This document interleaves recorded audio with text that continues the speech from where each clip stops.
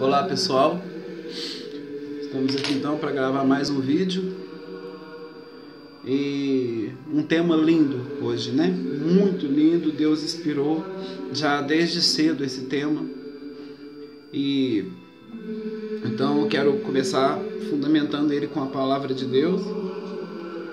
A passagem, depois se vocês quiserem pegar aí, né?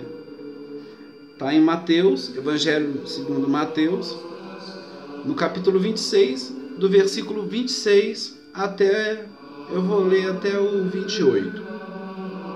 Isso.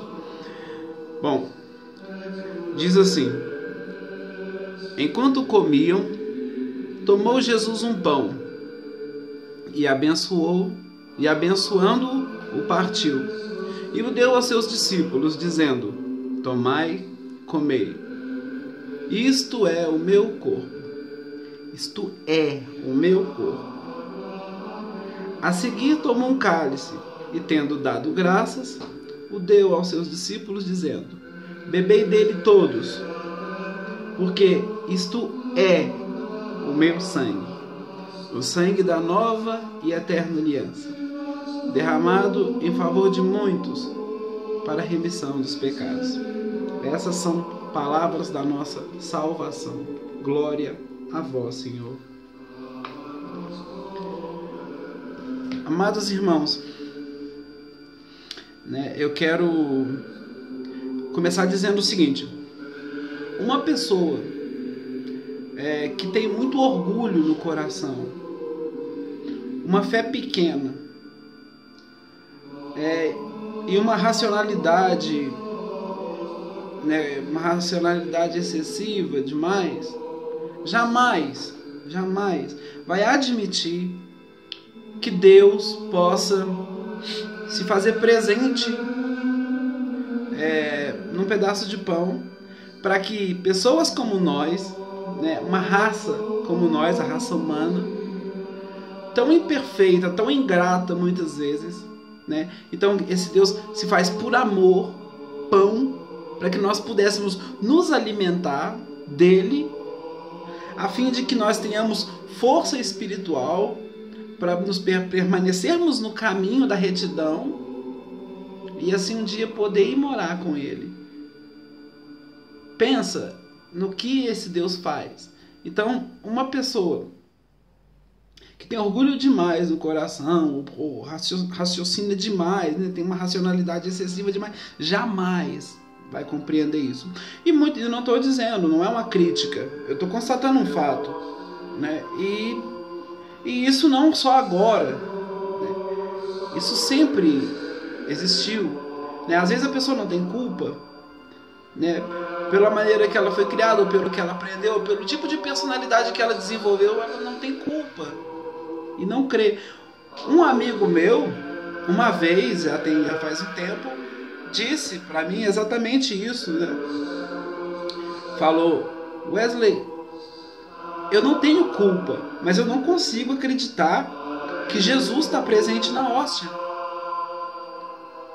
E ele é um menino assim que não sei se ele tem fé ou se não tem fé, não é de igreja não, não é de igreja não, muita gente boa, muito amigo meu, não é de igreja não, e não é de igreja nenhuma, e me disse isso, e eu entendo como que não consegue acreditar, porque é algo surreal, que só mesmo pela graça de Deus pode se entender, ou aceitar, no caso, não entender, mas aceitar. E isso aconteceu com um padre, não só com leigos isso acontece, mas também com padre. E o ano era ano de 750, quase, Pensa, nós estamos em 2015. O ocorrido foi no ano de 750. Aproximadamente aí 12 séculos para trás, Nós estamos aí, foi no século 8 que isso aconteceu. Era uma manhã de domingo, como qualquer outra, e o sino do mosteiro de São Legociano tocava, chamando para a missa. Blam, blam, blam. Tocava ali o sino. E o monge, ali nesse mosteiro viviam os monges basilianos. E um desses monges que iria celebrar a missa vivia atormentado pela dúvida ou pelo ceticismo. Ele de fato já tinha uma fama de não ser uma pessoa muito crente, de ter uma fé bem pequena. E ele vivia sempre atormentado com isso. Como eu disse, não era culpa dele, ele simplesmente não estava no controle disso. E ele vivia atormentado com isso. Mas era mais uma missa que ele ia celebrar, né? E ele começa então ali a celebrar a missa. Mal ele sabia que essa missa nunca mais acabaria. A missa que não acabou até hoje.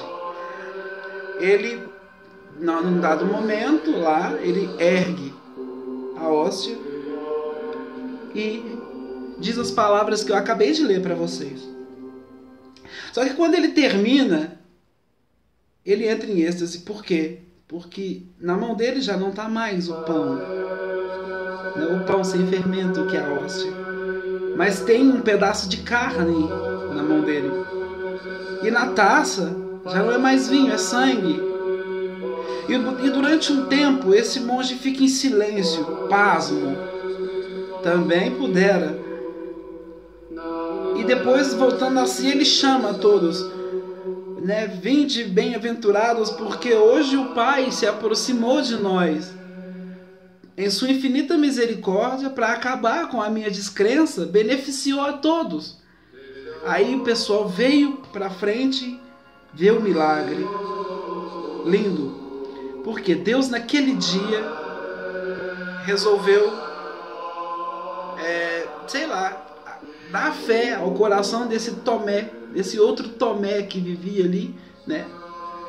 E acabou que Deus, quando resolveu abalar as estruturas, porque usando um termo atual, quando Deus resolve abalar as estruturas, isso desde os tempos bíblicos, Deus abala a estrutura para sempre. Tanto que esse milagre de Lanciano até hoje converte pessoas e converteu doutores, médicos, cientistas, muitos e muitos e muitos. Isso é fato. Alguns casos, né, a igreja demora muito, né, tem aquele cuidado em determinar como verdade, né? Em alguns casos a igreja simplesmente se cala e permite que o povo, né, devido a ser casos muito fortes, né, permite que o povo veja como algo sagrado, mas a igreja, por cautela, às vezes não dá como comprovado, porque, como eu já expliquei no outro vídeo, a igreja precisa acabar com todos os argumentos contrários, precisa vencer todos os argumentos contrários, e aí sim. Então, é o caso do milagre do Santo Sudário e etc. Tem alguns outros, né? Mas, no caso do milagre de Lanciano, esse milagre não teve jeito. É decretado, é oficial. Sim, a igreja decretou como um milagre reconhecido e aceito pela Santa Sé, né? Comprovado, venceu a ciência. Não sei se eu poderia dizer que venceu, mas a ciência contribuiu, né? Os estudos científicos que foram feitos contribuiu para que Deus mostrasse para o mundo a autenticidade desse milagre. Então Deus move todas as coisas. E então, quando foi no ano de 1574, a igreja decreta o milagre como autêntico. Mas veja bem quantos séculos depois do acontecido, né? A igreja, com certeza, veio pessoas ilustres na época, grandes estudiosos, e a igreja foi vendo que, entendeu que não haveria ciência que conseguiria se sustentar muito tempo diante desse milagre, desse fato.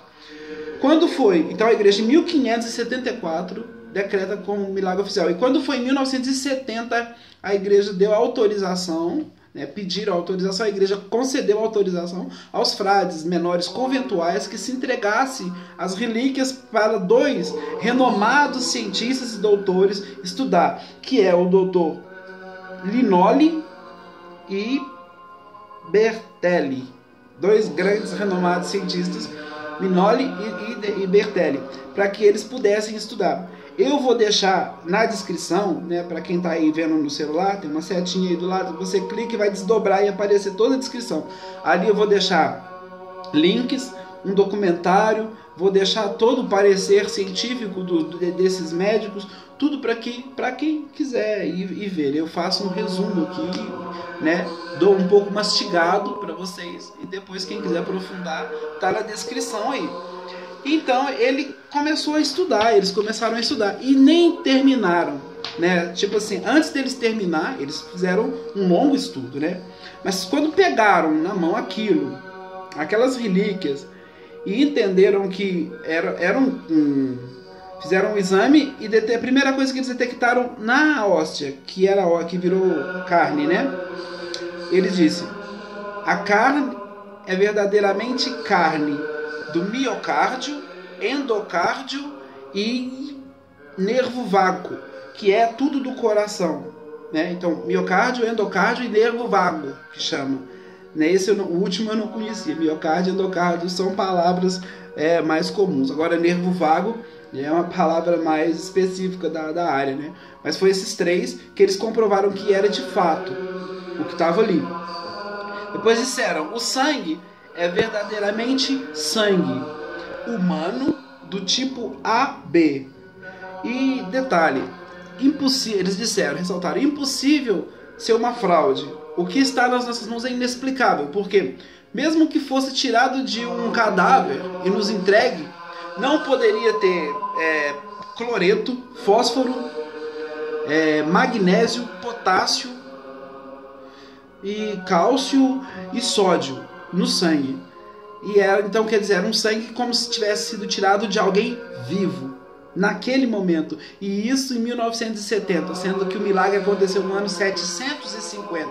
Então, antes, quando eles chegaram no meio dos estudos, eles já mandaram uma carta para Santa Sé, escrito na carta: e o verbo se fez carne e habitou entre nós.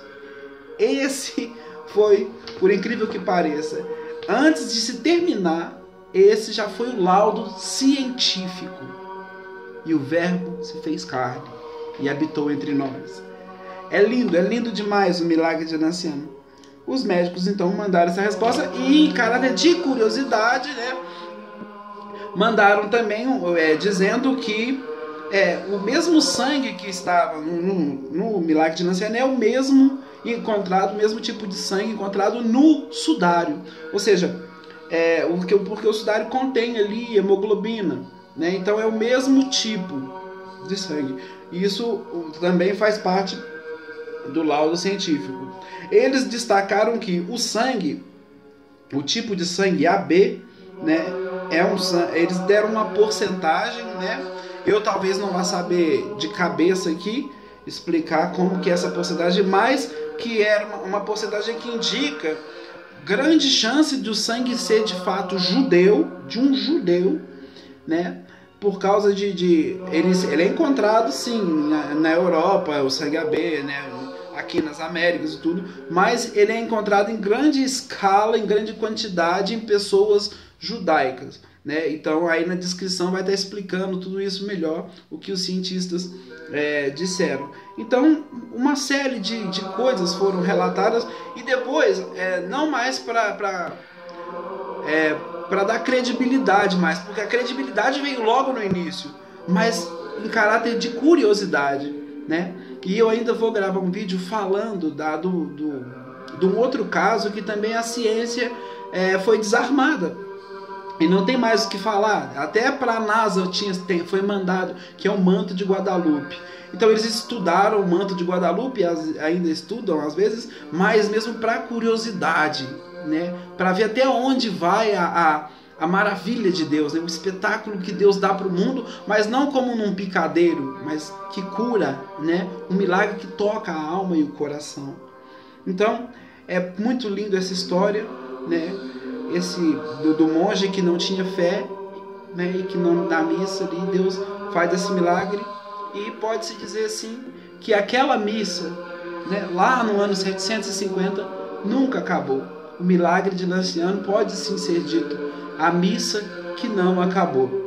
E então em considerações finais, né? Me perdoe se eu alonguei demais. Quero dizer para você, quando entrar na fila da comunhão e for receber ali Jesus, lembra disso. Não é um biscoito, né? Não é um pão qualquer. Ali é o corpo de Cristo. Ali é Jesus transubstanciado, se dando a você, para que você se alimente dele e tenha força para seguir nessa vida. Então eu queria louvar e agradecer a Deus, né, por isso, e dizer ao Senhor, né, que se faz presente aqui de alguma maneira, que eu creio, adoro, espero e amo. E peço perdão por aqueles que não creem, não adoram, não esperam e não o amam. Amém? Fiquem com Deus e até a próxima, pessoal.